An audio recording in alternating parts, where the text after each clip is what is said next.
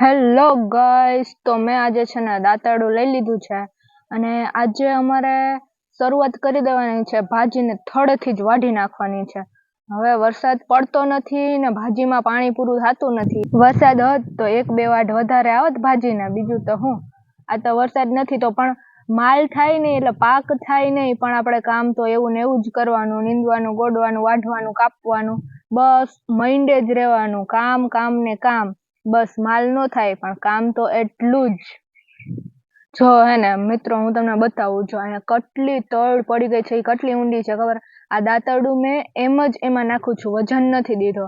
જો હવે અહીંયા આપણે માપ કરી અને હવે આપણે દાંતરડું કાઢી. જો એટલી તો જમીનમાં તળડો પડી ગઈ છે ગાઈસ. જો મેં જેટલી વખત હે ને અરીસામાં નથી જોતી ને એટલી વખત તો અમારા ઘરે છે ને આ ચકલી અરીસામાં જોવા આવે અને ચાચુ મારે કઈ અરીસામાં.